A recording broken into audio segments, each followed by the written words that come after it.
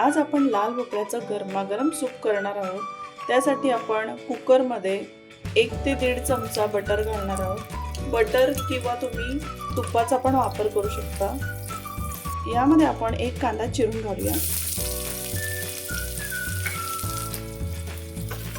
यामध्ये आपण 1.5 ते 2 इंच किसलेलं आलं घालूया।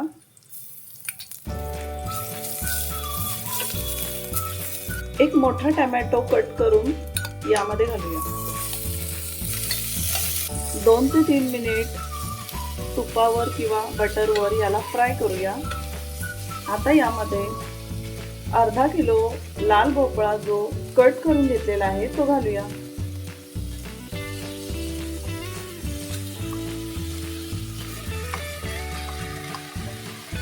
बटरवर याला 2 ते 3 मिनिट व्यवस्थित परतवून घेऊया। चवीपुरतं मीठ घालूया।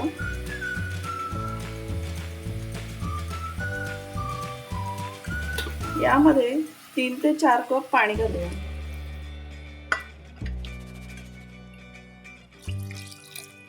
आता मी 3 कप पाणी घातलेलं आहे। नंतर आपण सूप बनवताना सूपचं थिकनेस आपण गरजेप्रमाणे घेऊ आणि गरज वाटली तर यामध्ये पाणी ऍड करू शकतो। आता याला आपण झाकण लावूया आणि 1 ते 2 शिट्ट्या करून घेऊया। कुकरच्या 1 ते 1.5 शिट्ट्या झालेल्या आहेत। आपण झाकण काढूया।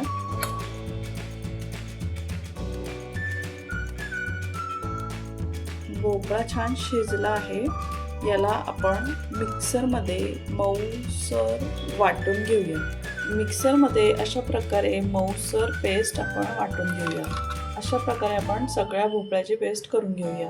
मिक्सरमध्ये बारीक वाटून घेतलेलं भोपळा, कांदा, टोमॅटो यांचं जे मिश्रण आहे ते आपण कढईत घालून घेऊया।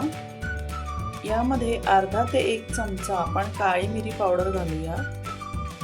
3 ते 4 मिनिट याला मीडियम फ्लेमवर आपण छान गरम करून घेऊया। थंडीमध्ये लाल भोपळ्याचं असं गरमागरम सूप तुम्ही नक्की करून पहा। लाल भोपळ्याच्या सूपमध्ये थोडं आणखी स्पायसी पाहिजे असेल तर आपण पाव चमचा चिली फ्लेक्स घालू शकतो। 1 चमचा मिक्स हर्ब्स घालूया।